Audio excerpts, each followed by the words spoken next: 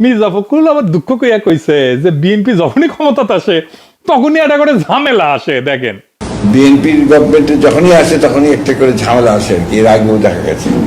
এবার তো বড় এসছে আপনার ইরান যুদ্ধ, এই যুদ্ধের ফলে যে আপনার তেলের দাম টাম বেড়ে গিয়ে তো একটা বড় রকমের সমস্যা তৈরি হয়েছে। এরা রাষ্ট্র চালিতে এসছে নাকি শুকু খাইতে এসছে?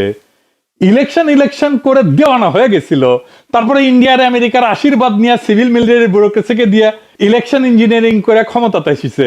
এখন কান্দ কেন বাবা? কাইন্দা সারা জীবন যাবে।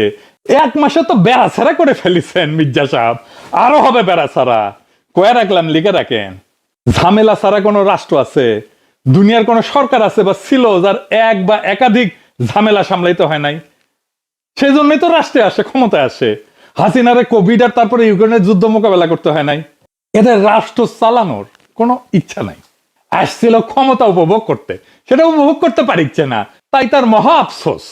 এর মধ্যে খবর হয়েছে জ্বালানি আমদানিতে অতিরিক্ত খরচ হবে প্রায় $5 বিলিয়ন। হাতে একেবারে হারিকেন বিএনপি রেজিমেন্ট। যাও আরো ইঞ্জিনিয়ারিং করে ক্ষমতা যাও, ওই পাপের প্রাশ্চিত্য করায় নেবে খোদা তালা। এইভাবে কয়ে দিলাম। এরা বুঝেই না সংকট কেন, আর এরাও বুঝে না কেমনে এই সংকটটা কাটানো যাবে। তাহলে এই সংকটটা হলো কেন, এটা আমাদের বোঝা লাগবে, তাই না? তাছাড়া ধূর পাঠাবি আমাদেরকে। আসেন আমরা দেখি সংকট কেন হইল। কারণ বাংলা লুথার কিং এর প্ল্যান আছে। মনে রাখবেন, we have a plan, we have a plan for the people and for the country. ইনশাল্লাহ আমরা সেই প্ল্যান বাস্তবায়ন করব। এই প্ল্যানই এই দুর্ভোগের কারণ। আমার ক্ষুদ্র ভাতার ভগিনীরা কবে, দাদা আপনি বিএনপিকে দেখতে পারেন না তাই ইনকা করে করছেন। দেখতে পারি না কথা সত্য, কিন্তু আমি যে বিএনপির সমালোচনাগুলো করি সেগুলো তো হুদাই করি না। আজকের ভিডিও দেখলে বুঝতে পারবেন যে এই জনদুর্ভোগের সবচেয়ে বড় কারণ বাংলার লুথার কিং এর প্ল্যান, বাংলার লুথার কিং নিজে। এখন তারেক রহমানের চাকর বাকররা এসে কইতে পারে এটা কি শুধু বাংলাদেশে হইতেছে, ফ্রান্সে হইতেছে না? ভাবখানা মন ওরা সকাল বিকাল আইফেল টাওয়ারের নিচে বসে নাস্তা করে। জি না, ফ্রান্সে বাংলার লুথার কিং আর বাংলার লুথার কিং এর উজির বাহিনীর মতো ফার্স্ট ক্লাস গেজেটেড ভালচুন মন্ত্রী নাই, তাই ফ্রান্সে এই ঘটনা ঘটে নাই। আসেন দেখে নেই কোন কোন রাষ্ট্রে এই তেল নিয়ে সমস্যা হইতেছে আর কেন হইতেছে। যে যে দেশে ক্রাইসিস হইতেছে সেই দেশগুলোতে বাংলাদেশের মতো একই কারণে ক্রাইসিস হইতেছে। মানে বাংলাদেশ যেই কারণে ক্রাইসিস, সে একই কারণে ক্রাইসিস। প্রথমে শ্রীলঙ্কা, সেখানে সরকার রেশনিং করছে তেলের, তারপর আরো কড়াকড়ি করছে, এমনকি গাড়ির নাম্বার প্লেটের জোর বেজোর সংখ্যার ভিত্তিতে ফুয়েল দেওয়ার নিয়মও করছে। এই জন্যেই লাইন বেরিয়েছে, হাহাকার হয়েছে। বাংলাদেশের মতো পলিসি। তারপরে স্কুল বিশ্ববিদ্যালয় সরকারি অফিস বন্ধ রাখার মতো পদক্ষেপও নিছে ফুয়েল বাঁচাইতে, তেল বাঁচাইতে। যদিও আমাদের মতো লাইন না, ছবি দেখেন রয়টার্সের ছবিতে, বুঝেছেন, কিন্তু পলিসি এক। এরপর কেনিয়াতে সমস্যা হচ্ছে, তবে রয়টার্স কইছে মাত্র 20% আউটলেট এটা সমস্যা হয়েছে। এখানে ইন্ডিপেন্ডেন্ট রিটেলার এরা সংকটের কথা বলছে, শর্টেজের কথা বলছে, আর দাম নিয়ন্ত্রণে রাখার কারণে পাম্প লেভেলে চাপ বাড়ছে। মানে বাংলাদেশের মতো এখানে পলিসি, বুঝেছাও। এরপরে কম্বোডিয়া, এইখানে পাম্প বন্ধ হয়েছে। 18 মার্চে রয়টারের রিপোর্ট অনুসারে এক সময় এদের প্রায় 1/3 পেট্রোল স্টেশন বন্ধ হয়ে গেছিল। পরে সিঙ্গাপুর আর মালয়েশিয়া থেকে সাপ্লাই আনায় সেটা কমানো হয়েছে। দেখেছাও দেশগুলো, দেখো দেশগুলো সব মার্কা মারা একেবারে। তাহলে বাংলাদেশ, কম্বোডিয়া, শ্রীলঙ্কা, কেনিয়া এই দেশগুলোর মতোই তাহলে একটা বাংলাদেশ। অস্ট্রেলিয়াতে শর্টেজের পকেট দেখা গেছে, বিশেষ করে নিউ সাউথ ওয়েলসে 24 মার্চের রিপোর্টে বলা হইতেছে যে 51টা সার্ভিস স্টেশন পুরোপুরি ফুয়েল শূন্য হয়ে গেছে। 51 মাত্র। আরো বহু স্টেশন ডিজেল ছাড়া চলতেছে, মানে অন্য ফুয়েল আছে কিন্তু ডিজেল নাই। মাত্র 51টা পেট্রোল স্টেশন, আমাদের মতো সারা দেশ না। তবে একই সময় ফেডারেল সরকার বলছে যে ন্যাশনাল সাপ্লাই এটা স্টেবল আছে, অর্থাৎ ওইখানে ব্যাপারটা এখনো বাংলাদেশ স্টাইল এর মতো সারা দেশব্যাপী এরকম প্যানিক তৈরি হয়ে যায়নি, বরং এটাকে বলা যেতে পারে আঞ্চলিক সমস্যা আর কি, রিজনাল ডিসরাপশন বলা যেতে পারে। ভারতের গুজরাটেও লম্বা লাইন দেখা গেছে, সেটা মূলত গুজবের কারণে প্যানিক হয়েছে, সেই জন্য কিনতে গেছে তেল, এই জন্য হয়েছে। কয়েক ঘন্টার কিউ হয়েছে, কিন্তু সরকার এবং তেলের কোম্পানিগুলো বলছে সাপ্লাই নর্মাল ছিল। তার মানে শ্রীলঙ্কা, কেনিয়া, কম্বোডিয়া, অস্ট্রেলিয়ার কিছু অংশ, এমনকি ভারতের কিছু শহরে তেলের জন্য লাইন দেখা গেছে এবং সাপ্লাইয়ের কিছু ডিসরাপশন হয়েছে। কিন্তু বাংলাদেশ আর শ্রীলঙ্কার ক্ষেত্রে আজ তেলের জন্য মানুষ লম্বা লাইনে দাঁড়ায় আছে, ঘন্টা পর ঘন্টা। হাহাকার, উৎকণ্ঠা, গুজব, পাম্পে ঠেলাঠেলি, আর এই দৃশ্য দেখা তারেক রহমানের চাকর বাকররা আপনাকে বোঝাইতে চাইবে, দেখেন না মধ্যপ্রাচ্যে যুদ্ধ, হরমুজে টেনশন, সংকট তো হবেই না। পত্রিকা বলে জ্বালানির চাপ, মন্ত্রী বলে সংকট নাই। আর তারেক রহমানের চাকর বাকররা বলে সারা দুনিয়ার সংকট, তাই বাংলাদেশেও সংকট। মানে এরা কি বলবে সেটাও এরা ঠিক করতে পারে নাই, যা মাথায় আসতেছে সেটাই কয়ে দিতেছে। মানে কোনোভাবে কোনো বিরোধিতা আসলে সেখানে এসে একটা যুক্তি দিয়ে দেবে, কিন্তু এই যুক্তির আগা মাথা নাই কোনো। রয়টার্স নিজেই বলছে যে মূল সমস্যা হইতেছে প্যানিক বাইং, তাই ফুয়েল রেশনিং পর্যন্ত করতে হয়েছে। মানে তেল আসা পুরোপুরি বন্ধ হয়ে যায়নি, কিন্তু মানুষ আতঙ্কে বেশি কিনতে ঝাঁপায় পড়ছে। এটা সরকারের কথা, মানে বিএনপি সরকারের কথা, মানে বিএনপি রেজিমের কথা। তাইলে তারেক রহমানের চাকর বাকররা কেন বলে সংকট হবেই? মানে এরা কোনোভাবে এই রেজিমের কোনো ক্রিটিসিজম করতে দেবে না, অথবা এদের মন্ত্রী যেটা বলতেছে সেটাও তারা শুনে না। যেভাবেই হোক সমালোচনা বন্ধ করতে হবে। আমি কিছু লিখলে একদম ঝাঁপে পড়ে আসে কমন বক্সে। এই জন্যই বলি এরা চাকর বাকর, এরা রাজনীতি করতে আসেনি। যুদ্ধ মধ্যপ্রাচ্যে, এখন প্রশ্ন হইল বাংলাদেশ কি শুধু মধ্যপ্রাচ্য থেকে তেল আনে? না। তাইলে মধ্যপ্রাচ্যের সমস্যা হলে কেন বাংলাদেশের সংকট হবে? আমারে বুঝান। আমাদের বাংলাদেশের পুরা তেলের ব্যবস্থাপনাটা বুঝে দেখতে হবে। তাইলে আমরা বুঝবো কোথায় এই সমস্যা। আর এই রেজিমের চাকর বাকরেরা আমাদেরকে দূর পাঠাইতেছে। তাহলে প্রথমে আমরা বুঝে নিই কই কই থেকে আমাদের তেল আসে। বাংলাদেশে ক্রুড অয়েল বা যেটাকে অপরিশোধিত তেল বলে, তো আমাদের রিফাইনারি আছে, সেখানে রিফাইনারিতে যায়, মানে পরিশোধন করে ব্যবহার করা লাগে। তার বড় অংশ আসে সৌদি আরব থেকে, ইউনাইটেড আরব আমিরাত থেকে, ইরাক থেকে, মোট 63%। কিন্তু রিফাইন্ড ফুয়েল যেমন ডিজেল, পেট্রোল, ফার্নেস অয়েল, সেগুলো বড় অংশ আছে সিঙ্গাপুর, মালয়েশিয়া, ভারত থেকে। 45% আসে সিঙ্গাপুর থেকে, আর 22% আসে মালয়েশিয়া থেকে। মূলত আসতেছে তো সিঙ্গাপুর আর মালয়েশিয়া থেকে, আর ইন্ডিয়া থেকে। ভারত কিন্তু তেল উৎপাদন করে না, সিঙ্গাপুরও করে না, কিন্তু এদের রিফাইনারি আছে, সেখানে অপরিশোধিত তেল আসে, পরিশোধন করে সারা দুনিয়ায় বেচে। ফার্নেস অয়েল মানে যা দিয়ে বিদ্যুৎ কেন্দ্র চলে, কারখানায় যায়, মানে এটা ভারী তেল আর কি, তার 57% আসে সিঙ্গাপুর থেকে, আর 39% আসে মালয়েশিয়া থেকে। শুধুমাত্র সিএনজি আসতো মূলত মধ্যপ্রাচ্য থেকে। সিএনজিতে সমস্যা হচ্ছে না, সমস্যা হচ্ছে গাড়ির তেলে, পেট্রোল আর অকটেনে। আজব ব্যাপার, পেট্রোল আর অকটেন তো বাংলাদেশের যা চাহিদা তা বাংলাদেশে উৎপাদিত হয়, কোনোভাবে হিসাব মেলে না তো। পেট্রোল অকটেন তো আর আমদানি করতে হয় না। তাইলে দেখেন বাংলাদেশ তো শুধু সৌদি আরব থেকে আনতেছে না, নানা জায়গা থেকে সোর্সিং করতেছে। আর যেখানে যেই তেলের জন্য লাইন, সেই তেল তো মধ্যপ্রাচ্যের উপরে নির্ভরশীলই না। এবার বুঝেছেন তো আমি কেন তারেক রহমানের চাকর বাকরদের মূর্খ সোদা বলি? এদের না আছে কোনো কাজ, না আছে বুঝার ক্ষমতা, না আছে আর্গুমেন্ট তৈরির ক্ষমতা। তাইলে সমস্যা কোথায়? কেন বিএনপি এভাবে মাখায় ফেললো? সমস্যা সিস্টেমে। তেলের সোর্সিং ডাইভার্সিফাই করছে, কিন্তু সিস্টেম ডাইভার্সিফাইড না। এটার মানে কি? এটা বুঝা কই? মানে তেলের সরবরাহ রাষ্ট্রীয় প্রতিষ্ঠানের মনোপলি, একচেটিয়া রাষ্ট্রীয় প্রতিষ্ঠান করে। সেই কারণে সোর্স থাকা, মজুদ থাকা আর বাজারে জিনিস পৌঁছানো এক কথা না। বাজারে বাংলাদেশের ফুয়েল সেক্টরে সরকারি monopoly, centralised import, fixed retail pricing আর স্লো ডিস্ট্রিবিউশন, এই একসাথে মিলে এমন একটা ভয়ানক ভঙ্গুর ইনএফিশিয়েন্ট স্ট্রাকচার বানাইছে। রয়টার বলতেছে যে তেলের দাম বাড়তেছে সারা দুনিয়ায়, কিন্তু সরকার ফুয়েলের প্রাইস বাড়াবে না। একই সঙ্গে অতিরিক্ত অর্থের ব্যবস্থা করার চেষ্টা করতেছে ইম্পোর্ট চালু রাখতে। এখানে ইকোনমিক্সের একটা সবচেয়ে নির্মম, সবচেয়ে অপছন্দের কথাটা বলি। জিনিসের অভাব যদি দামের মধ্যে না দেখা যায়, রিফ্লেক্টেড হইতে হয়। জিনিস যখন অভাব হবে তখন থাকবে না একটা জিনিস, সেই জিনিসের দামের মধ্যে রিফ্লেক্টেড হইতে হবে। মানে সাপ্লাই যদি কম হয় তাহলে দাম বাড়াইতে হবে। মার্কেট ইকোনমির বেসিক এটাই। যদি অভাব ঘটে জিনিসের, তার দাম যদি বাড়তে না দেওয়া তাহলে ঘাটতি উদা হয় না, ঘাটতি লাইনে জমা হয়। সাপ্লাই কম থাকলে দাম বাড়তে দিতে হবে, এটাই সায়েন্স, এটাই ইকোনমিক্স। বিএনপি নাকি মুক্তবাজার অর্থনীতি করে, তো মুক্তবাজারে কি প্রাইস কন্ট্রোল আছে নাকি রে বালশুন? প্রত্যেকটা জিনিসের দামের মধ্যে তার প্রাচুর্য বা ক্রাইসিস দুটোকে রিফ্লেক্ট করতে হবে। সরবরাহ বাড়লে দাম কমতে দিতে হবে, আর বাড়লে দাম বাড়তে দিতে হবে, এটাই মুক্তবাজার অর্থনীতি। দাম যদি বাস্তবের অভাব এটাকে রিফ্লেক্ট করতে না পারে, তাহলে অভাব লাইনে দাঁড়াবে, দম আটকে রাখবেন, কিন্তু ডিমান্ড হঠাৎ করে বেড়ে যাবে। মানুষ ভাববে আজকে না নিলে কাল পাবো, তো তারপরে সে প্রয়োজনের চেয়ে বেশি কিনতে চাইবে। তারপরে কি হবে? শর্টেজ হবে, লাইন হবে, প্যানিক হবে। সরকার বলবে অসাধু ব্যবসায়ী। আমাদের একটা ধারণা আছে, অসাধু ব্যবসায়ী সিন্ডিকেট বানায়, দাম বাড়ায় দেয়, গোয়েন স্টক করে, মজুদ করে দাম বাড়ায়। আমাদের তো সিবিবি শিখাইছিল মজুদদারি আর মুনাফা খাওয়া দুটাই খুব খারাপ। আমরা সরানা দিছি কলে মজুদদার মুনাফাকর ধ্বংস হোক নিপাত যাক, ক্যাপিটালিজম চলবে ইনভেন্টরি বা মজুদ, আর মুনাফা বা প্রফিট ছাড়া চলবে? আরে বাবা, তোর ফাদারল্যান্ড সোভিয়েত ইউনিয়নে তো মজুদদারের মুনাফা ছিল না। তেল আসার যে সংকট, তেল আসবে না, তেল দেব না, তেল যাইতে দেব না, এরকম সংকট কি পৃথিবীতে এই প্রথম হইলো? আগেও হয়েছে। সেই এমবার্গোর ঘটনাগুলো একটু দেখি। 1973 সালে অক্টোবর মাসে মিশর আর সিরিয়া ইসরায়েলের সাথে যুদ্ধ শুরু করে।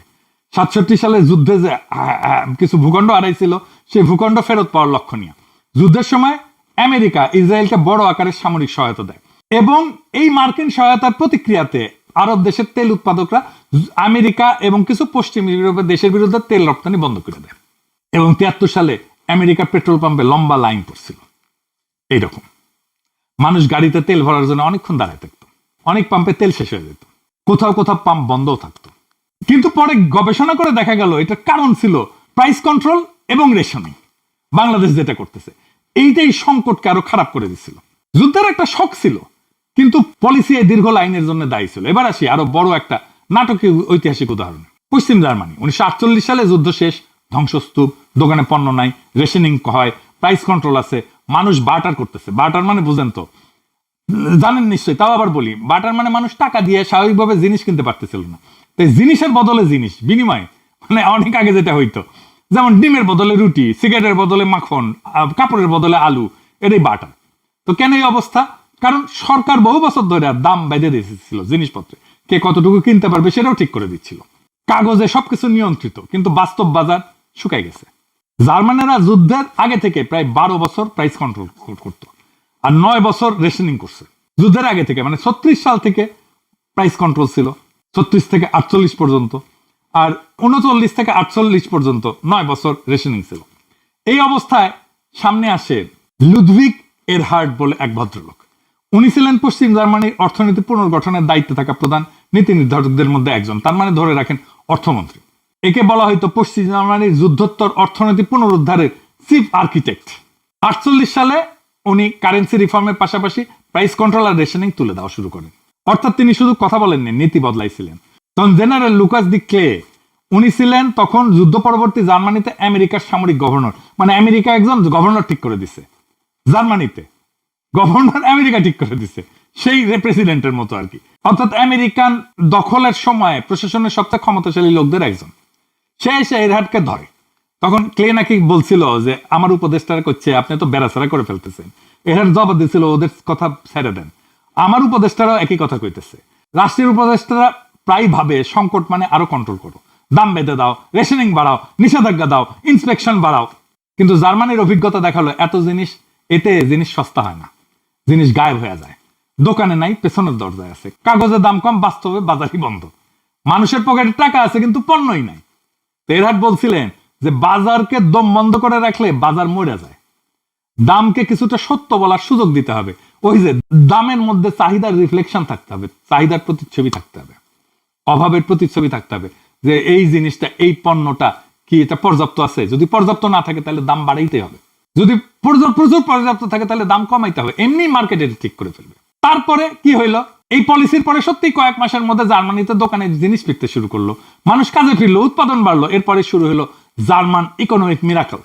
বাজারের যেটা বেসিক সিগন্যাল, এটা বন্ধ করা যায় না, এটা সরকার করে, বাংলাদেশে সব সময় করে, কমিউনিস্ট কুরকুরানি। এইটা করলে ইকোনমি আন্ডারগ্রাউন্ড হয়ে যায়, মানুষ সিস্টেমের উপর বিশ্বাস হারায় ফেলে। তারপরে পশ্চিম জার্মানির অর্থনীতি বিদ্যুৎ চমকের মতো আগায় যাওয়া শুরু করে। তার মানে এই যে মিথ্যা নিয়ন্ত্রণের চাদর একটু সরাইতেই বাজার আবার জায়গায় উঠতে শুরু করে। বাজারকে জাগতে দিতে হয়, এটা বাজারের শক্তি। এখন এই শিক্ষা বাংলাদেশে অ্যাপ্লাই করেন। বাংলাদেশের সরকার কি করতেছে? একদিকে সাপ্লাই রিস্ক আছে, খুব বেশি না, সামান্য। আর একদিকে মানুষ প্যানিক করতেছে। অন্যদিকে সিস্টেম সেন্ট্রালাইজড, তার উপরে দামকে রাজনৈতিক সিদ্ধান্তে বান্ধা রাখছে। তার মানে কি দাঁড়াইলো? সংকটটা শুধু তেলের মার্কেটের না, সংকটটা ইনফরমেশনের, সংকটটা ইনসেন্টিভের, সংকটটা ট্রাস্টের, বিশ্বাসের। মানুষ যদি জানে দাম বাস্তবতার সাথে অ্যাডজাস্ট করবে না, তাহলে সে লাইনে দাঁড়াবে। যদি বিক্রেতা জানে সিস্টেম পলিটিক্যালি ম্যানেজড, তাহলে সে কষাস হবে, সতর্ক হয়ে যাবে।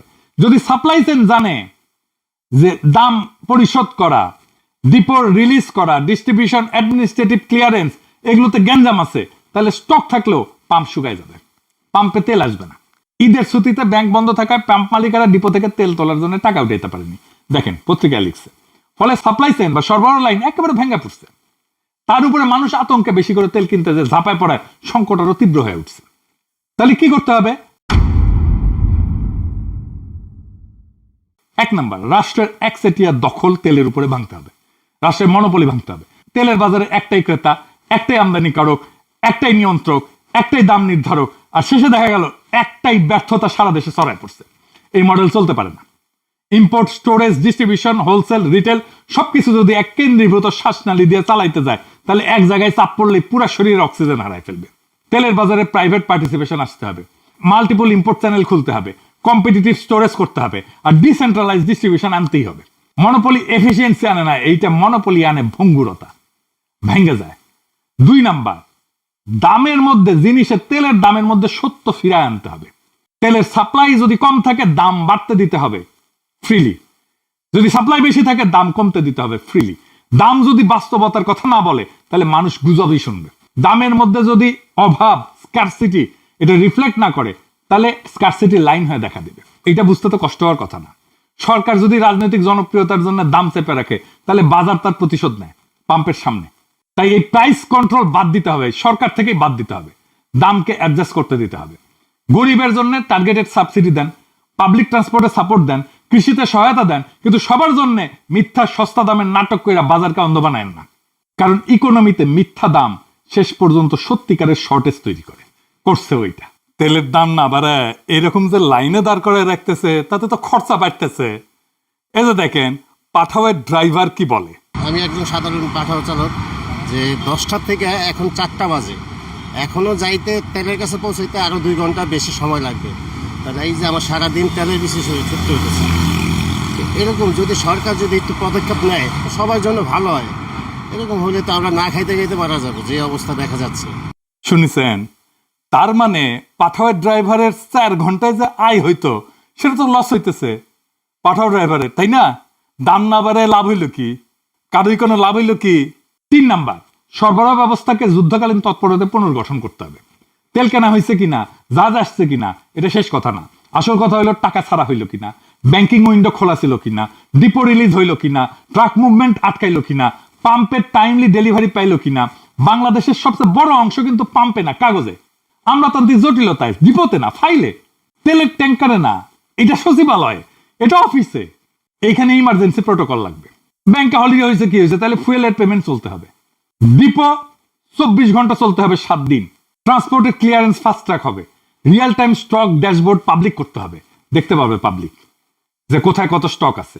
মানুষ যদি দেখে তেল কোথায় আছে, কত আছে, কবে ছাড় হবে, প্যানিক কমবে, অন্ধকারে গুজব জন্মায়।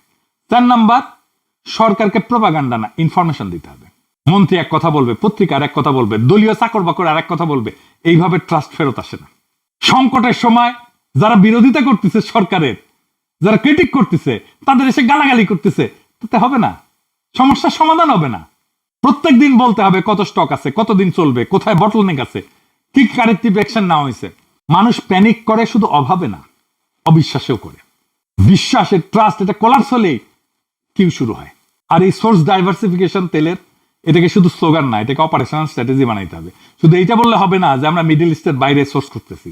প্রশ্ন হইলো আপনার অল্টারনেটিভ, আপনার বিকল্প স্ট্র্যাটেজি তৈরি আছে কিনা। বিএনপির ইস্তেহারে বলছে সে রিফাইনারি বানাবে, নতুন রিফাইনারি, সেটার কাজ শুরু করতে হবে। কারণ এরকম সমস্যা আবার আসবে। এই 5টা কাজ না করলে কি হবে? তেলের লাইন হবে, আজ তেলের লাইন হবে, কাল গ্যাসের লাইন হবে, পরশু বিদ্যুতের লাইন হবে, তারপরে ডলারের লাইন হবে।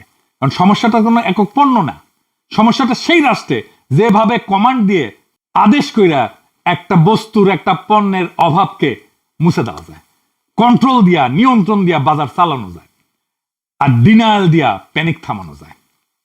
যায় না, না যায় না। রাষ্ট্র যদি বাজারের জায়গায় মিথ্যা বসায় তাহলে জনগণকে শেষ পর্যন্ত লাইনে দাঁড়ায় সত্য শিখতে হয়। আজ তেলের লাইন দেখে যারা বলে যুদ্ধ চলতেছে, এ তো হবেই, তারা আসলে আপনাকে অর্ধ সত্য শোনাচ্ছে। যুদ্ধ যে শক দিছে সেটা ঠিক, কিন্তু এই লাইন বানাইছে রাষ্ট্রের মিথ্যা, বাজারের উপরে জবরদস্তি আর প্রশাসনের অযোগ্যতা। যুদ্ধ থামলেও এই রাষ্ট্রীয় বোকামি না থামলে লাইন থামবে না। আজ তেল, কাল গ্যাস, পরশু বিদ্যুৎ। কারণ সংকট তো পণ্যে না, সংকট শাসকের বুদ্ধিতে। ফার্স্ট ক্লাস গেজেটেড বালচুনদের হাতে রাষ্ট্র তুলে দেওয়ার পরিণতি এইটাই। আমি যা যা রিকমেন্ড করলাম, এইটা না করলে এই লাইন চলতে থাকবে, আরো বাড়বে। দুর্ভাগ্যজনকভাবে আমরা সবসময় মূর্খ, লোভী আর অপদার্থদের দিয়ে শাসিত হই। আফসোস। অনেকে বলে, দাদা আমরা কি এইভাবে বারে বারে জিততে জিততে হাইরে যাব? আমি আসলে জানি না। হয়তো আমার জীবদ্দশায় আজাদি আসবে না, হয়তো আমাদের মৃত্যুর পরেও পূরণ হবে না অনেক দিন এই স্বপ্ন, কিন্তু আজাদির স্বপ্ন জিন্দা থাকবে। মনের ভেতরে আজাদির আকাঙ্ক্ষারে বাঁচায় রেখেন। আপনার সন্তান তার সন্তানদের মধ্যে সঞ্চারিত করে দেন এই আজাদির আগুন। বুকের ভেতরে আজাদির আগুন রে কখনোই নিভে যাইতে দিয়েন না। আজাদি জিন্দাবাদ, ইনকিলাব জিন্দাবাদ।